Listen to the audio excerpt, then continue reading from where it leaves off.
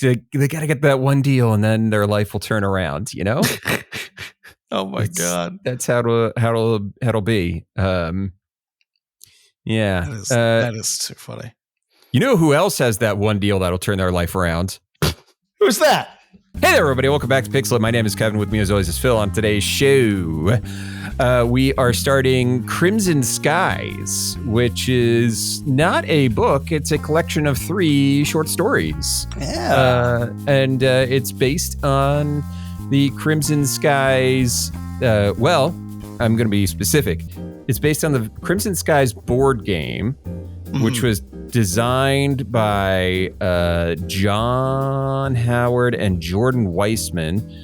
Jordan Weissman, if that name sounds familiar, also did Shadowrun. Big Shadowrun designer. Yeah. So the Star Trek 3 Starship Combat game, BattleTech, Shadowrun, Earth Dawn, Crimson Skies, Mech Warrior Dark Age, Aerotech 2, and Golem Arcana. That's his tabletop credentials, and then he also was involved in the design of the what the book is really based on is the arcade flight sim game that came out in 2000s, and it was both PC and Xbox, right? The first one was Xbox. The first one was Crimson Skies, which was PC only. Okay. And then in 2003, Xbox released Crimson Skies: High Road to Revenge. Okay. Which this is basically written in tandem with. I didn't realize High Road to Revenge. There's a bunch, but there's also like collections of stories and that kind of thing from the original shit, which I had no idea. Spicy Air Tales, which started before it started before the game came out.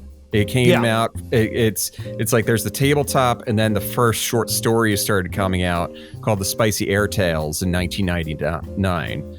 Yeah, including one written by Michael Stackpole. Yeah. Which is it's wild. Nuts. Yeah. I love it. I think this is fascinating because the only experience with this game I have is the Xbox game, which was literally the second Xbox game I ever owned. I must have played through it like 3 times. This game fucking rules. So I knew they did like a HeroClix game. I did not know it was board game. I didn't know there was an original PC game. Yeah, I don't know. And that's the thing is as I'm reading the stuff about the board game, there's not a lot of stuff about the board game. No. Like the Wikipedia on it is very thin. And I don't know if it's taken you this long to realize, dear listeners, that I really don't go beyond the Wikipedia when I'm talking before in the first episode of a series, because who has the time? Yeah. But maybe if a whole bunch of you who aren't already at patreon.com/pixelitpod go over there and just pitch a little bit of money, and it's like $1 to get the ad-free episode, $5 to get the bonus episode, or $10 to get your name shouted out in every episode. To that end, I want to thank Jesus Loves You, Coliseum, and Ruthless Mutter, Middle Think, Sigma Sal, Sanguine, Flatulence, Chut Beaks, Dummy Thick, and Friendly Friend. Thank you for being a friend. Patreon.com/pixelitpod. Do it today. So the Crimson Skies board game, I don't know what it is like because it looks like BattleTech to me. Okay. It looks similar to that. Got it. And then there was the WizKids like HeroClix style. Okay, it is a HeroClix game. Yes, it uses the click system. Got it. Okay. And I think that was interesting because that one, as opposed to just being flight, you also had you had the pilots and the figures. So I think there was a flight aspect to the game, and I think there was also a boots on the ground aspect to the game. Interesting. Which you don't really hear about with games. It's usually one or the other. So yeah, interesting stuff. I'm gonna have to look more into it because because this world fucking rules. It's a really cool world. I think it's really neat. Yeah, and I've really enjoyed reading this first story, and like getting into this world, because let me tell you, as a kid, I was a huge fan of The Rocketeer. And the Rocketeer is very much kind of this world, and it's the terminology I saw thrown around is diesel punk. Yeah. It's set in a alternate universe to our own, where after the Roaring '20s, Texas seceded from the Union and kicked off a balkanization, basically, of the United States. So I think and then everybody's kind of like, all the tinier countries have their own. They have there's companies, and there's what's kind of interesting is that they actually do reference real world companies when they're talking about these planes. So I was like, I'm surprised they were allowed to get away with that. Yeah, they reference real manufacturers, and they represent at least one real firearms manufacturer. Yeah, at least. Yeah. At least one. So it is interesting. They talk about Lockheed, now Lockheed known plays as Lockheed. A major part in this. Major part. Grumman, which is now known as Northrop Grumman. Mm-hmm. And they also talk about Smith & Wesson was one of them. Smith & Wesson, they mention. I think there was a third one, a fourth thing that I was thinking. Oh, Rolls-Royce. They totally do. They talk about it's based on a Rolls-Royce design that was never brought to fruition or something like that. Right. And it's like, oh, okay. I guess you figure. Excuse me. I guess you figure those companies would see this as this is free advertising as long as they're not like the bad guys or something like that. Yeah, and also these companies are the bad guys in real life. To be honest, so I'm not sure they actively care that much. I don't think they noticed. Yeah. So Phil, who this first story that we're reading? Who is it? Who's the dude? Well, this is fun because, as you mentioned before, we've got 3 novellas in this book. And the first one, they're all written by different people. The first one is written by our old pal, Eric Nylund, who, for our purposes, you might remember from writing several Halo books, including The Fall of Reach and First Strike, both of which we read. He also wrote Ghosts of Onyx and Evolutions. He's done a lot of his own stuff, but I think the Halo books are really his claim to fame. Yeah. One way or the other. Just kind of a classic write for hire guy. One of our first, he was definitely in, I want to say he was one of the first 5 or so that we dealt with. Yep. So we're back with him, which is exciting because as I recall with those first 2 novels, outside of a little bit of this feels like we're playing the video game and not necessarily in a good way, good writer. So good stuff. Yeah, good stuff. Fall of Reach is an interesting book because because the Fall of Reach is kind of like that pivotal thing in the Halo universe, and he was the one who wrote the Fall of Reach, and then years later the game Halo Reach came out, and it was semi the book and the game have these weird contradictory elements to them that Absolutely, they do. That I know Halo lore heads have rectified in some way. But that's so that's cool. Eric Nylund's glad to be back in the capable hands of Mr. Nylund. So, Phil, why don't we go ahead and put this body in the marsh? Let's put the body in the marsh. Y'all marshies ready? Let's do this. When I tell you to dump a body in the marsh, you dump them in the marsh. Okay, Crimson Skies. We open up with an introduction from the editor of Spicy Air Tales, which is Kevin mentioned before. Is kind of predates most of the game. Classic pulp adventure in this world journalism, but with a nice heaping helping of pulp fiction added in. Basically, this serves as our introduction to the world. We get to see through the editor's eyes when Texas first seceded from the Union, leading to the domino effect of all these other countries coming up out of the United States. It's kind of a classic. If you've been on the internet for more than 5 minutes, you've seen one of those American maps that someone has like divided up into like, this is where this is, and the Confederate, states of America and the Midwestern, right. It's all that stuff. So we get an introduction to that world. I think it's like the Empire of Hollywood. There's like a fully communist country in the Midwest, which the Christian communist nation. Yes, sidled up right next to an ultra capitalist country, and they're like, you've got tension on the border all the time.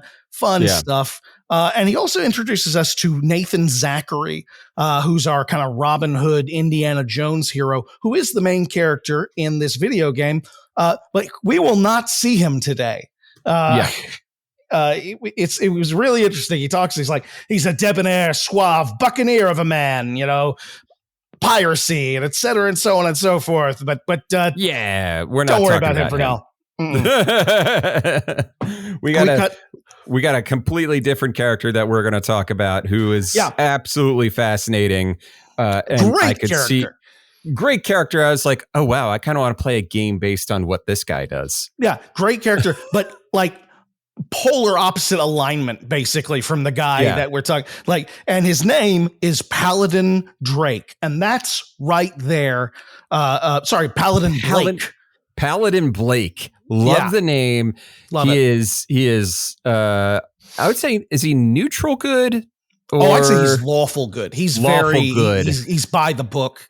Well, maybe more like neutral good, actually. Maybe neutral good, because he does some things that aren't straight lawful. He bends / breaks the rules every now and then. Nathan Zachary, from the way he's described, is chaotic neutral. Yes. I would argue that. Yes. So we get our first novella, Paladin Blake and the Case of the Phantom Prototype by Eric Nylund. And we open up with Paladin Blake. He is a pirate hunter, and he is the head of kind of a mercenary group, if you will, some kind of a what are they called? What is the Western? He's like he's a security. He runs a security company. Yes. And they're not doing great. They're okay, but they're like, if they just came off a successful deal, but if they don't find like the big score somewhere soon, it's probably not going to work out for him in the long run. Enter the biggest Russian you've ever seen. He is described as 7 feet tall and 300 pounds, straight up Grigory Rasputin shit. Yep. And he introduces himself. His name is Justin. Mr. Justin. That's hilarious. And he is a representative of Lockheed. And Lockheed Security. Lockheed Security. And they have a prototype jet that they are trying to transport basically and keep safe. And they are going to offer him a solo contract, just him, no one on his team, to basically transport the jet. They're going to keep him safe. We just need to make sure that it gets in there safe, and he accepts, but he's got a bad feeling. It's a weird vibe that he's putting off, because he can't help but think like, well, if you guys are going to keep an eye on everything and keep me safe and everything, well, why do you need me? Why don't you have someone else? But they write him a check, they drive a dump truck of money up his driveway, and how can he say no? So before this happens, though, he checks in with a writer who works for him, and this con man kind of guy. He keeps an interesting collection of a rogues gallery of assistants and informants and stuff like that, and they confirm that something big is going on. That this is bigger than it seems. We find out that Justin the Russian is a former White Russian. From the Russian Revolution, anti-communist. He is a czarist Russian. He loved his czar. You know, he is mourning Princess Anastasia. We all are. Every moment of every day. Absolutely. He is that guy. And don't worry, because in a lot of books that we've read, this kind of detail would be brought up and never mentioned again. But that is not the case with this one. So put that in your pocket confidently. It is, you know what? We run into a lot of stories that are just, they're like, they put out the detail and it's like, this is not foreshadowing about anything. Just forget it. And you're like, you're just trying to throw me off the trail. And the author is like, I swear to you, I am not. It is, the curtains are blue. And you are like, no. They shouldn't just be blue. And the author's like, all right, your loss. And then later, nothing happens. The curtains are blue. This is not an instance of that. We get a lot of callbacks in this, and that's just one of them. Part 2, Paladin enters this hangar that he's meant to meet them at. It's basically a ghost town. It's half empty. He finds Justin and this prototype plane which is described as like really unwieldy and awkward and like prototype, like super prototype. Yeah, it's like described as like a single wing jet where it's I don't know, in my head I thought of the B-wing from Star Wars when they were talking about it. Yeah, I don't think that's unfair. Yeah, like just it's one big hunk.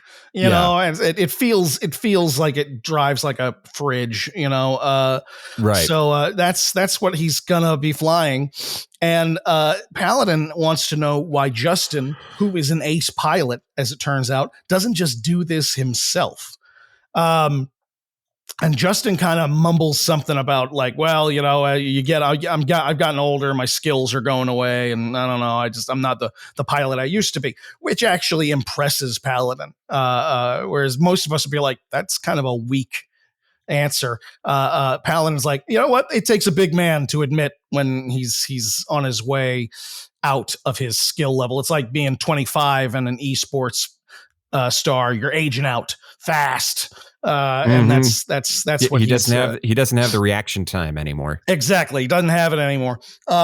So they get it set up. He flies out and basically immediately is attacked by pirates. He gets kind of overwhelmed by them, and he tries to shoot out, but it doesn't work. He finds that he is sealed within the prototype plane. So he's got to do something. Part 3, he is shot down over the desert. The pursuers just blow the fucking plane up. He runs out. He's worried that they're swooping down to shoot him. They ignore him entirely and just wreck the prototype. And just destroy it. Yeah, exactly. Destroy the shit out of it. So he begins the long process of walking through the desert because he's like, well, fuck, I don't know. And he starts to remember that there was like a road a ways back that'll get him back to civilization. But then he goes, you know what? Fuck this. I want answers. So he sees where the pirate planes have all flown away towards and just starts going in that direction. So after about a day of walking, he finds himself at this kind of makeshift pirate base where they are loading an identical prototype to the one he just crash landed into a Zeppelin. And in this world, the Zeppelins are goddamn battleships. Yeah, they're like filled with rocket launchers and machine guns, and they're just floating fortresses of destruction. And they can carry dozens of jet fighters and all that stuff. They are literal like battleships of the sky. Part 4, Paladin ambushes a mechanic who's in the shitter.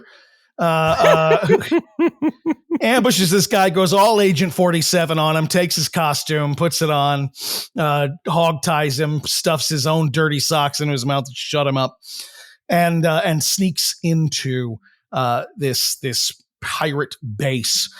He recognizes some of the mercenaries because, like I said, he's basically a PI. He's a for hire cop for all intents and purposes. So he knows a lot of these pirates, a lot of these mercenaries. He knows who they are. Yeah, he's seen them on lists of who to watch out for. So he knows that he's dealing with some pros here.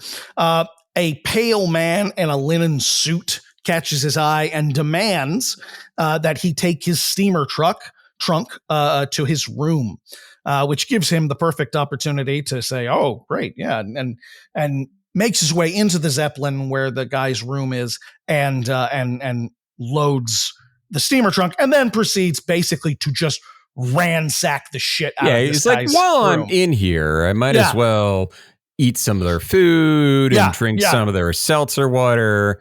And he goes full murder hobo. Like he's like, ooh, a ring. Don't mind if I do. A key. That seems useful. Oh, there's a gun and a grenade in this steamer trunk. He's just Skyrim. Like take. Take all 14 wheels of cheese. That's exactly what he's doing. And he does find the most dangerous thing of all in there on the bookshelf. It's a Nietzsche.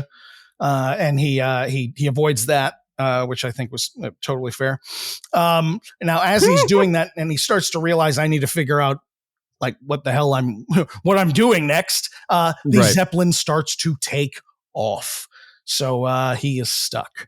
And at this point, I'm thinking of that episode of Archer. Where they're on the Zeppelin, like trying to find someone to try to keep them from being sabotaged.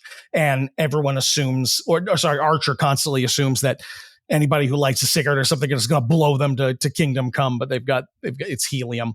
So it's not flammable. And that's actually exactly the case with this thing, which is hilarious. I love that shit.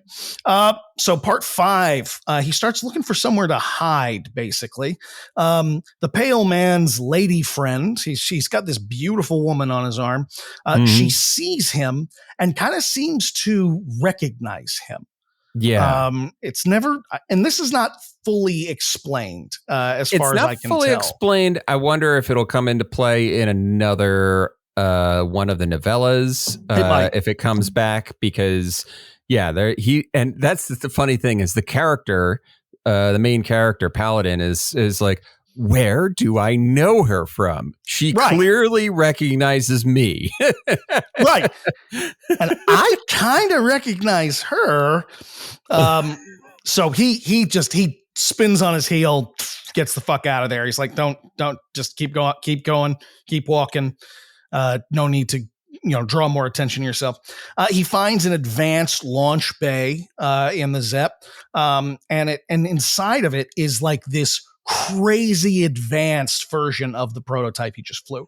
Whereas the one he flew before was like really bulky and blocky and awkward. This one is like all the smooth edges are done, and like it's just smoothed out, very sleek, very sexy. And in fact, it even makes a point of when he goes inside of it, because he's like, I'm going to fly the sucker out. Even the seating is like plush leather seats and shit like that. He's like, wow, this fucking thing rules. Unfortunately, at this point, the guards have basically sounded the alarm. They found the room that he ransacked, possibly slashed the mechanic that he beat the shit out of. And one of the guards, as he's trying to fly out, one of the guards basically puts in place an emergency brake that stops him in his tracks in the plane. So he hops out, gets his Indiana Jones on. We get some high flying, gun toting adventure fighting. And he uses the grenade that he found to blow the clamp that's holding the jet in place. Gunfight ensues. We get more of the high action. It's Right. very pulp adventure stuff. It's a lot of Indiana fun. Jones. It's all that stuff. Mhm. And I gotta say, Nylund is very good at writing legible action sequences. Yes, Like 100%. so many people write action sequences and it's hard to follow exactly what's going on. Nylund is great at, I understand beat by beat what the character is doing and what their intentions are, and I can hear the music, the orchestral soaring action, 1930s music playing while it's you can hear the chorus swell. It's all of that, and it's a lot of fun. It's really very good. He eventually gets back to the plane and manages to drop basically out of the bay. Part 6 starts and he is pulling himself out of an impossible dive. It's very exciting because he talks about how when you're in that kind of he's way closer to the earth than he thought he was, and rather than try to pull up the way your instincts would tell you, he actually needs to build up speed because a plane needs speed to be able to pull out of that thing. So he has to like stare down the earth that's coming directly for him for as long as he can. He pulls out of this impossible dive just in time for a dogfight to ensue. The mercenaries chasing him down. He's playing dodge with them, everything. The plane's giving him plenty of good action. He's feeling himself. He's feeling good. And then finally the mercenaries just kind of fucking give up and head back to the Zeppelin. So he starts heading towards the Lockheed base, which he knows is just around the corner, basically. He lands and he is promptly arrested by the Hollywood police. Yes. Which is, he is Hollywood being the country that he is currently in. Yeah. I love it. It's very LA noir. You get a little taste of that. Yeah. I think that's the fun thing about this kind of universe. You can get a lot of pulp fiction stuff, a lot of different genres into the same world. You can get the, flyboy, kind of adventure guy, but you can also get the detectives, in LA and all that shit. You can get all that stuff. It's pretty cool. So he's questioned. They don't seem to know who the fuck he is. And he's like trying to explain what's going on, and they're not really buying it. They offer him one of the cigarettes. Among the many things he stole was a pack of cigarettes. And they offer him one of the cigarettes that he stole, and they are wrapped black, which means they're European, which means they're very rare, and they're the same kind of cigarettes that our pal Justin was smoking earlier. So he starts to his brain starts to put two and two together. Happening, Yeah. At this point, we start to get really into it becomes an Agatha Christie novel. We get a heavy whodunit. Like I said, you get a lot of pulp. This sequence ends with a locked room. Moment. Locked room mystery moment. I was like, he's and Eric Nylund is like, I can fit so many pulp genres in this bad boy. Exactly. For your 100 pages, by my count, you get like at least 3. It's crazy. It's really crazy. Maybe 4. So he says, I just need to make 2 phone calls and can prove to you who done it. Yeah. And the Hollywood cops are like, well, that's a very unusual thing for a prisoner to ask for, but okay, I'll allow it. Yeah. It's amazing. They're so lenient with him. It's really funny. So he calls up Dashiell and another one of his associates, an Englishman named Tennyson, and we get some high context conversations that we don't fully know what he's talking. He's asking for mysterious things. As a reader, currently, we don't quite know where he's going with this just yet. And then tells them they got to get down there. And by the way, also tells the Hollywood cops, hey, and you got to fly my friends over here. And they're like, okay, all right, sure. Sure. I guess we'll let it go. Yeah, we don't believe you. We think you're a criminal, but you know what? We'll fly some of your homeboys over here. Sure. Fine. Fuck it. We're just the Hollywood police. Who gives a shit? So basically, yeah, this is where it's becoming like this mystery thing.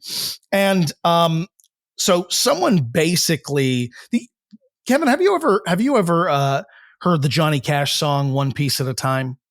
No. Okay, so this is a song about Johnny Cash. It's a story song, and he's singing about working at a Cadillac factory and how he's always wanted a Cadillac, but of course he's not making enough at the Cadillac factory. So he steals one piece at a time every day, and he sneaks out one piece out of his lunchbox or something like that. And at the end of like 20 years, he's got all the pieces, and it's this Cadillac made out of caddy from 41 to 42 to 43 to 44 to 45 and so on. And this is, and then we find out this is basically what somebody has done with the prototype jet. They have like one piece at a time snuck things out, except for a couple of things that wouldn't have been there, that they would have had to accumulate themselves.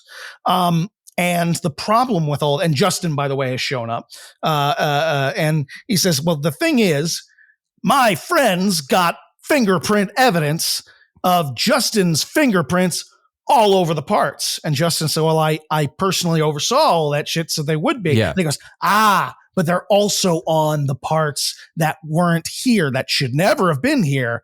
So what do you think about off the shelf parts that you would not have installed in this? And Justin's like, I think, and he draws his gun. Yes. Well, that's very interesting. All right. And he like takes one of the Lockheed representatives hostage. So we part 8, we find out basically that Justin, he made a deal with the Pale Man. He's going to get this prototype to him. And in exchange for this, he's going to supply his buddies in the White Russian army and the war that's still going on over there, with planes and guns and stuff like that to help fight the Bolsheviks who are kicking their ass. So he tries to get away in the prototype, which many people have said at this point, don't fly that. There are like all these there's stress fractures on the fuselage, the engine block is broken, all that stuff. Yeah, it's a miracle that you made it as far as this. So nobody get in that thing. Justin doesn't listen. He flies away in the plane and almost immediately just disintegrates. He takes our 300-pound, 7-foot Russian with him. Yep. It's like the description's something like, in the distance, it explodes into confetti. Yeah. So later on, Paladin is kind of debriefing with another Lockheed representative. And this is something, the way up that this story is written is very much like a D&D campaign that you're playing with your friends, because you get like a little victory here and then a little victory here and then a little victory here. And eventually you get the full wrap up. Right. But there's always something new. And this is where his story should be over, basically. But the Lockheed representative says, hey, look, we'd like to hire you to continue this case and to catch the Pale Man, find out what the fuck he's up to. And once again, what's going on here? Yeah. And once again, they offer him so many zeros, just money. And so he says, all right, okay, fine. And he's also honest. If he's honest with himself, he's also like, well, I kind of want to find out too. So this works out in my favor here. So we cut to part 9. Paladin he goes to Justin's apartment, and Justin lived in like this really shitty area of town. And he's not sure why, because he made good money with Lockheed. Right. So why is he living in this shithole apartment? He finds an imprint of a serial code and a key that matches one that he stole from the Zeppelin. Remember when he ransacked? Yep. So do I. That's when he got it. He is accosted by Lady Kali, who is a sexy, bad girl, mercenary fly girl. And she's hot. She's hot, but she's dangerous. Yeah. And she's Black Cat. Like that's her thing. Black Cat. Yeah. Yeah. But he knows who she is, but she doesn't know who he is. It's the one time that he's grateful that his security company isn't so famous that these pirates know him by sight. So he kind of like, he spins this yarn and basically pretends to also be a mercenary who is working for Justin, because basically they didn't get paid. All this shit went down and they didn't get paid. So she's there trying to figure out what the hell happened and how she can get some money for her troubles. And he basically pretends that he's doing the same thing. And lulls her into a false sense of security. It seems like they're going in for a kiss, and then maybe cuffs her because he's got too much. He's in love with justice. Not a pirate. He's having a passionate love affair with the scales of justice. And none of this pirate scum. He literally will say pirate scum. It's hilarious. So he cuffs her in place and that kind of thing. And he goes and finds the terminal lockers that Justin would have been to, and he uses the key with a matching serial number and opens it up. And we cut to part 10. He basically found like blueprints and a note inside. And I'll just read what the note says.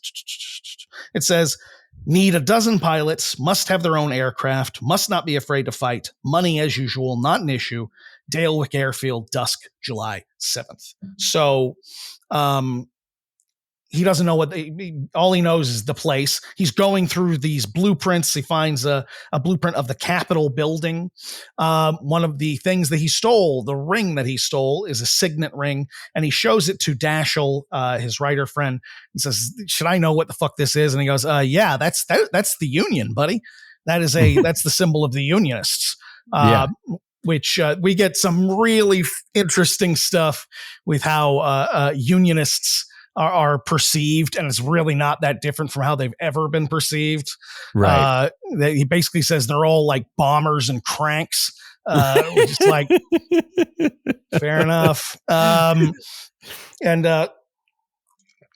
So he's like, well, I guess what I got to do is I got to go to this place. So he gets in his, what is it? The Lightning Girl or something like that? Lightning Girl, I think. Lightning Girl. He gets into his favorite jet. The coolest thing about the video game was unlocking all the different jets. And they've got all of these different like alternate reality biplane fighters that are just decked out with like cannons and lasers and all kinds of shit. It's so much fun.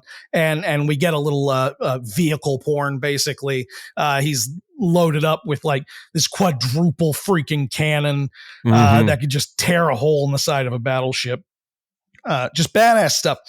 And he ends up going to the rendezvous, and he basically gives, they're like, yeah, this is invite only kind of thing. And he goes, yeah, I know, Justin invited me. I'm here. And they're like, oh, great. So it's your turn to prove yourself. Huh? Well, he finds himself in a dogfight. Yep. And basically the gist is that this group of mercenaries, there are only going to be a dozen of them. So they need to find out who the best is. So they're all squaring off, and only the top 12 will go in and fight for this guy. So he finds himself in another dogfight, another good action scene, good stuff. Kills the person he was paired against, who was was a filthy pirate. So so who cares? He doesn't have feelings. He wins, and he's invited onto the Zeppelin, the George Washington. And by the way, at this point with the Unionists, I get very much, what is it? Comstock, BioShock Infinite vibes. Like I was thinking of BioShock Infinite a lot while I was reading this. Yeah. It's this, there's this whole anarchist group, which it gets very confused because like they're trying to bring the Americans all together under one banner again. And I'm like, I don't think that anarchist means what you think it means, but whatever. So he wins his part in the fight. Part 11, the Pale Man shows up and he's giving them instructions. Their goal, long and short of it, is they are going to blow up the White House, the Capitol, and the Washington Monument. And he basically says the main thing is the Capitol, then the White House, then the Washington. And if you can get all three, you get triple your pay, that whole thing. So everyone's really pumped. So he's one of these extremists, basically. Mm-hmm. Basically what this is a false flag attack. What they're trying to do is pretend this is somebody else so that it will unite Americans under a common banner, and they're going to attack Colombia, which is its own little country. DC is its own little country at this point. And I looked on the map of the countries, and I mean DC is the Columbia is what you would expect. It's Maryland, Delaware, and like South Jersey. It's like that. It's not very big at all. No, it's a tiny nation, especially compared to some of these other ones. Yeah. But it's like this symbol still to a lot of people. Right. And then we get this really cool quote I wrote down. I guess what I'm trying to say is that a real American has to operate outside the law when he lives in a country that itself is illegal. I don't know why I thought that quote was I just thought I'd read that. It's a good quote. Yeah, I just thought it was interesting. He's getting into a conversation with the woman on who's been with the pale man, the one that kind of seemed to recognize him before, and he's like spinning her a yarn, trying to figure out what the deal is, and this is how he finds out about the false flag operation. Everything. Hi, Jonesy. Hey, buddy. Jesus Christ, man. And then he goes, he actually, the fact that he's getting so zenned out on killing birds that he wanted to put his face on camera. I don't think he's ever wanted to do that. He's the happiest I've ever seen him. I mean it. Ripley's an inside cat. She'll go outside. If it's warm, she'll go outside and like kind of sun herself and then walk back in. Jonesy goes out I feed him in the morning. He runs out and he'll come back in. He came back in about an hour ago. So it's about 9:00 now. So like he is gone native. And he's the happiest I've ever seen. So fine. Great. Good. Get out there. Yeah, get out there. So part 12, they're on their first part of the mission. Sorry, by the way, there's an amazing quote. The amazing line where the woman is talking to Paladin, and she says, "Only a strong nation willing to risk everything to do anything will have the willpower to reunite our country and make it great again."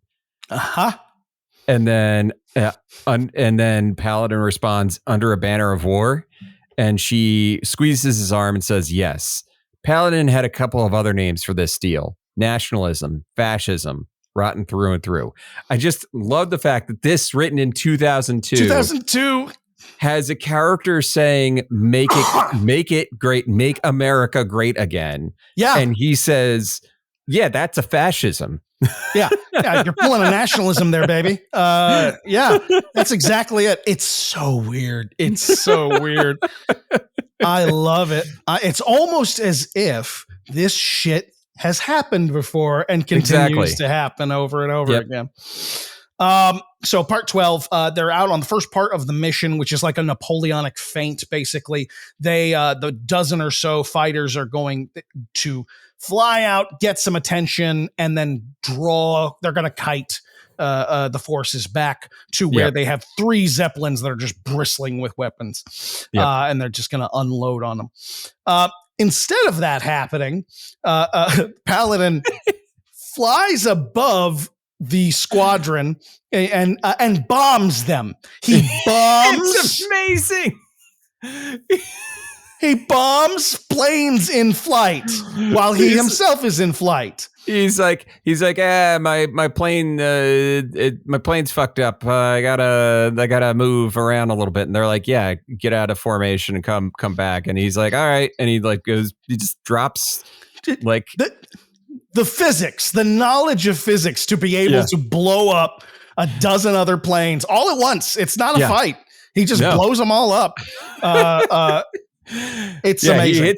It's like he drops a bomb on one of them, which causes like a chain reaction to like take them all out. Yeah. And that's just the introduction to what ends up being the most video game ass fight in the whole novella. It's him versus 3 Zeppelins and like countless jet fighters. And he wrecks 2. By the end of it, he's wrecked 2 of the Zeppelins, killed a bunch of the pirates, and he crashes into the 3rd and bails out. And he knows that the Pale Man is on board and he's going to find him. Yep.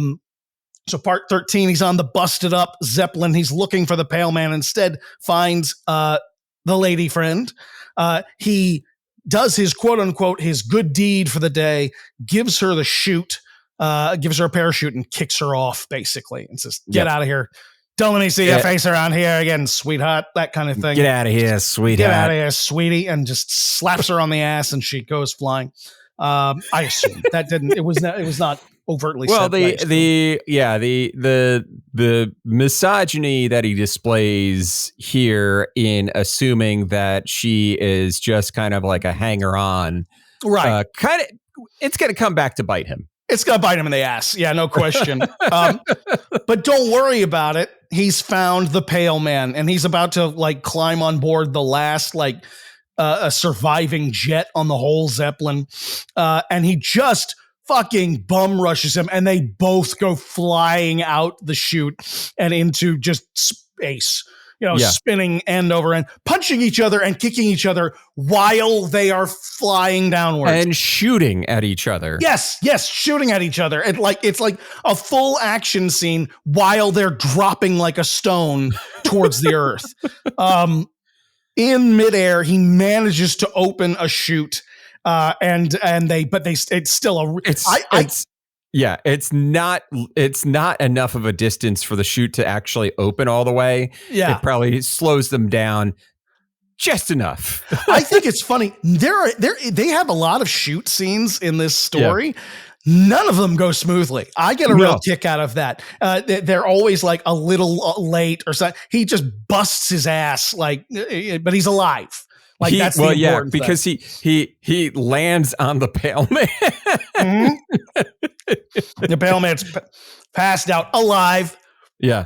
But still there, and they just in time they get to watch the Zeppelin ram into the Washington Monument. But not in victory. It's just that it's completely unmanned, and the whole thing is a sparkling failure. So we go forward a little bit. We get a debrief with the Lockheed representative. We find out the Pale Man his name is Von Gilder, and he's been a pain in their ass, and they got a signed confession from him and all that good stuff.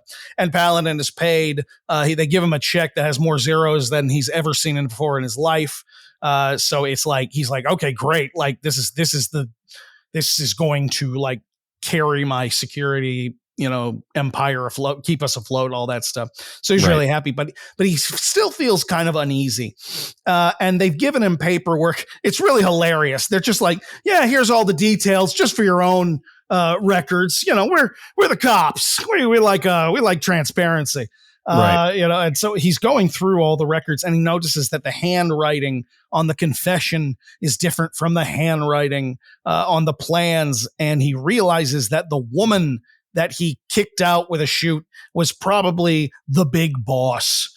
She was the one behind everything. She was the one behind everything, not the Pale Man. And the story ends with him kind of like having that, heroic, moment of like, well, it's going to be sure fun finding her again later, or something like that, dun, dun, dun, dun, that whole thing.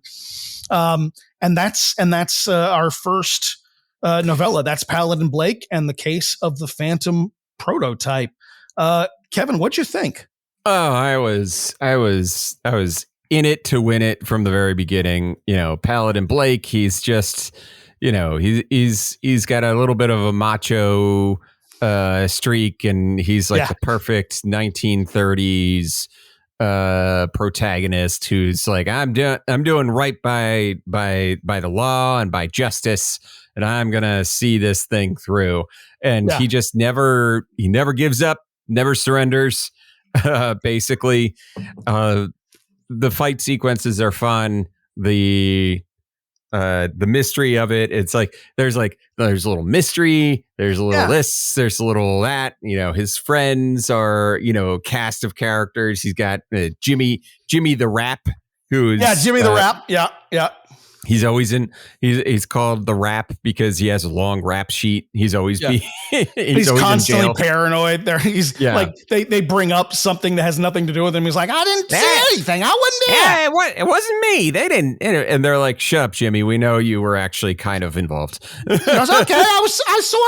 No big deal. Come on. It's like it ain't a crime to hear things on the street. Yeah, he's hilarious. There's Tennyson, who is his English guy, and his English friend who investigated the fingerprints and all that stuff. By the way, did you mention that the whole thing, fingerprint thing was fake? Yes. Oh yeah. By the way, they were bluffing. They were bluffing the entire time, and they were bluffing the whole time. Mr. Justin was just like, believe them anyway. He fell for the bait. But anyway, it's a fun story. I'm really enjoying this so far. I'm hoping the next one is also an enjoyable swashbuckling. Swashbuckling is a good way to put it. Sure. Not really for this first one because he isn't a pirate, but it's good. It's good. But what do you think? I totally agree. It is that two-fisted, macho pulp fiction hero kind of shit. It's a lot of fun. It was a lot of fun to read. Nylund kicks ass at his action sequences. And he threw in some mixture of genres just for the shit fun of it. We've got mystery, we've got adventure, we've got wartime shit. Like it's all very and it all seamlessly goes together. It's all very good. So that is it. We're off to a great start with this book, as far as I'm concerned. So all right, well, now that we've got that all figured out, Kevin, I only have one final question for you. What are you playing?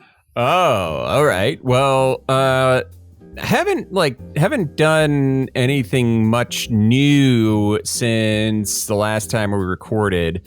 It's only been a few days just because it hasn't been that long.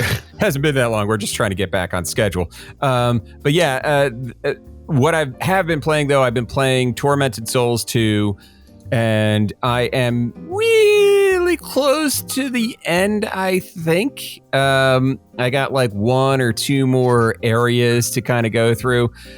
Tormented Souls 2 it's great. And if you love Resident Evil style, like old Resident Evil style survival horror, fixed camera angles, all that good stuff, much like Tormented Souls 1.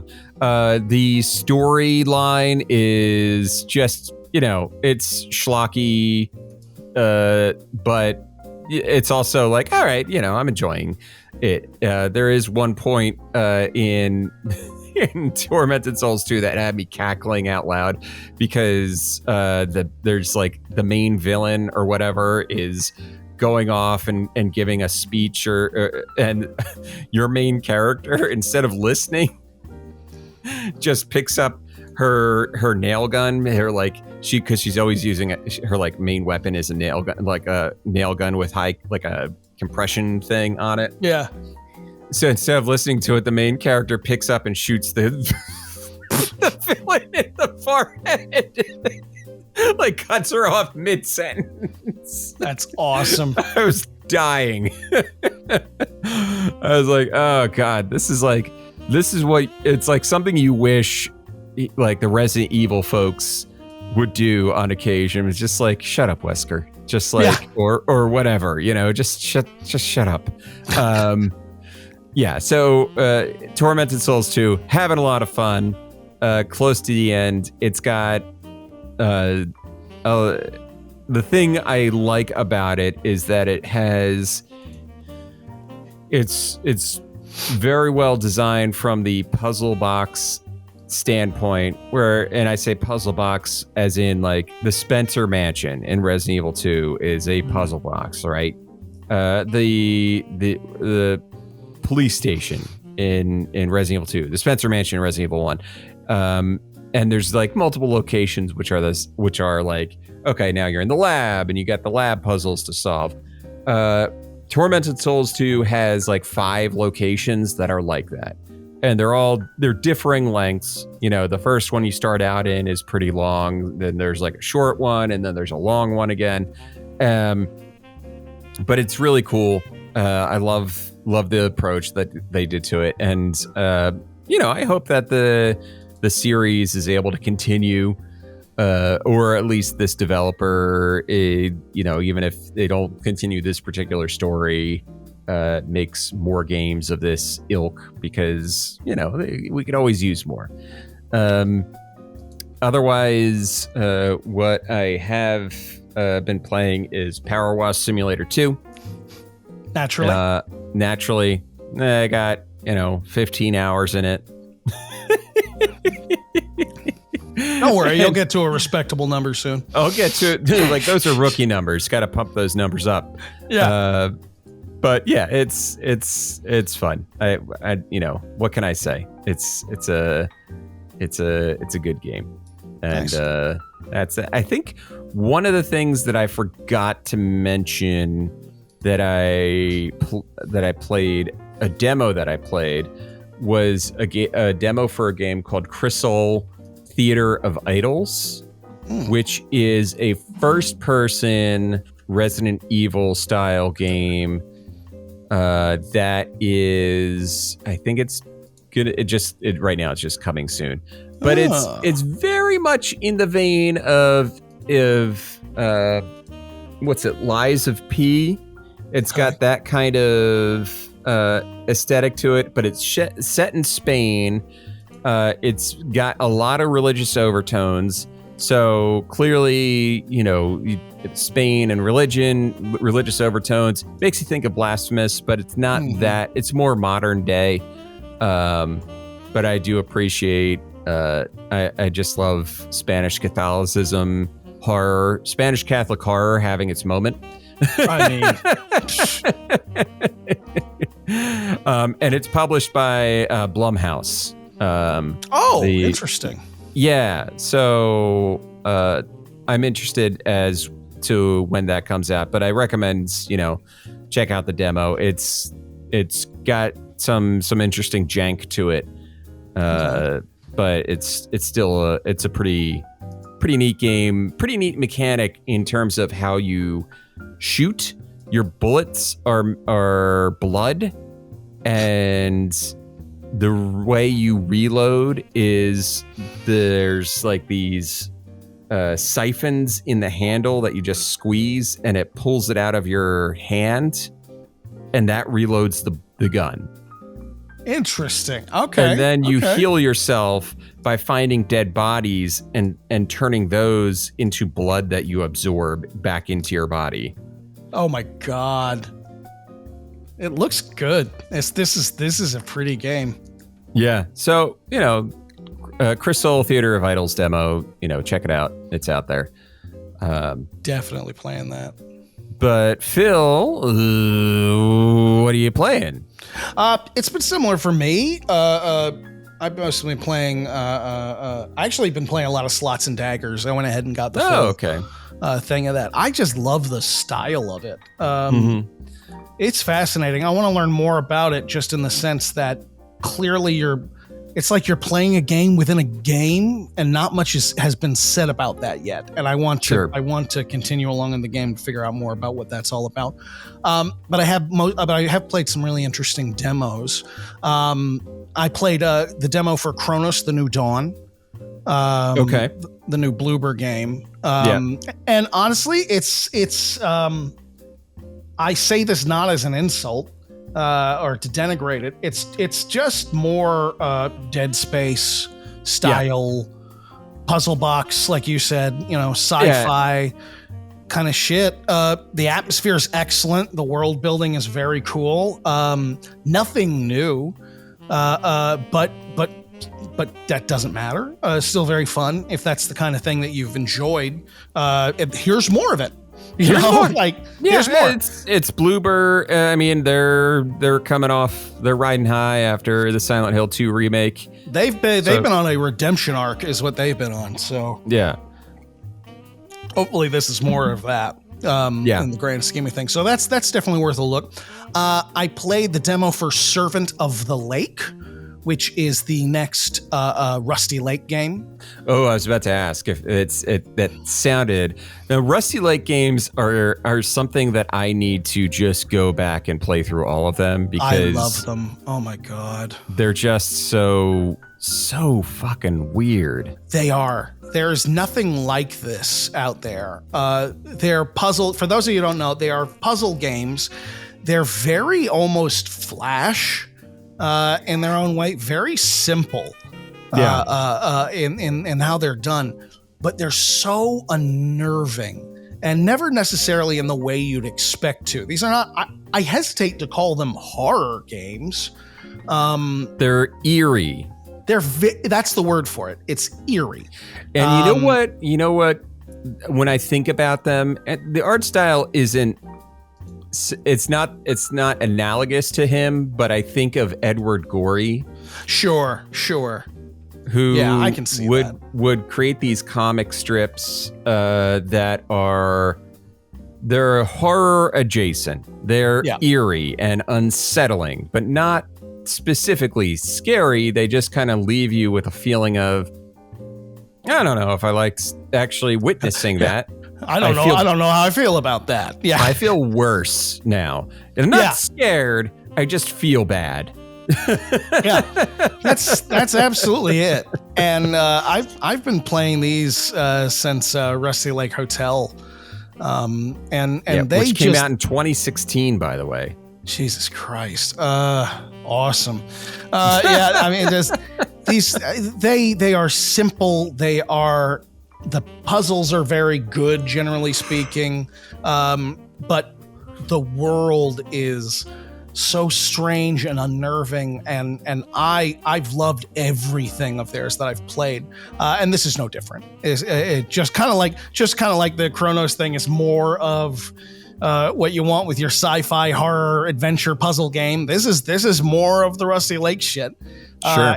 If you like Rusty Lake, you'll like this. And this one, the full version of it is coming out next year. It feels like this one might be a little more, I hesitate to say open world. But in the games in the past, you were very stuck in like one or two rooms. And lately, one of the most recent ones that came out, hold on, what is it called? They started to open up the world to you a little bit so that you can, it makes the puzzles harder sometimes. Underground Blossom, which came out a couple years ago. They've opened up, and this feels like they're doing the same thing. It's opening it up a little more. You have to explore a little more. It's not quite so self-contained. Really interesting. I cannot wait for the new one to come out. I've loved it, and this demo was fantastic, and it was a very nice piece of that. Awesome. And the last thing I played was a demo for a game called Lurks Within Walls. This is pretty cool. This is done by a developer called Here Be Monsters. This is a dungeon crawler. Like first person classic dungeon crawler, move forward, turn left, turn right. But it's a survival horror game. So you have turn-based RPG fights with these strange and unsettling things. And you're making your way through this. In the demo, you're making your way through this, like, it looks like an insane asylum or a doctor, a hospital or something like that. And as you go, the world is falling apart and you are actually mutating. And it's affecting the weapons you use and all that stuff. It's really interesting. Because it's definitely survival horror, Resident Evil kind of shit, but it's a dungeon crawl. There's no getting around it. And that actually makes the claustrophobia of it and the fear of what you're going to see around the next corner that much more visceral. It never had like a straight up what do you call it? It never had a straight up like jump scare or anything like that. But there were lots of moments where I'd like turn a corner and go, "Oh fuck, I don't like that. God damn it. God damn it." And I highly recommend it. It's done by the same publisher that did Sigils of Nightfall, which I played. Yeah, I was just checking that out. Yeah. Last episode you were talking about Sigils of Nightfall. I was like, why does this look familiar? It's because I saw it when we were on the Sigils of Nightfall. Yeah, talking about Sigils of Nightfall. Yeah, I'd say they don't know. I haven't. It doesn't say when it's coming out. It's just on a coming soon thing. I put it on my wish list. I think this is very intriguing. And it's definitely worth a play. It's got a lot of pieces from a lot of things that you're familiar with, but it's all put together in a way that's it feels different. It feels genuinely different. So I'm excited about that one, and I highly recommend playing it. And that's me. Awesome. Well, thank you all for listening. If you haven't yet, please follow us on Blue Sky, follow us on Instagram, follow us on Patreon, join our Discord, join the conversation, have fun. We have a lot of fun people in there. And that will do it for tonight's episode. So have a good evening and a good morning and a good lunch. A good lunch. Have a good lunch. I love lunch. Lunch sounds good.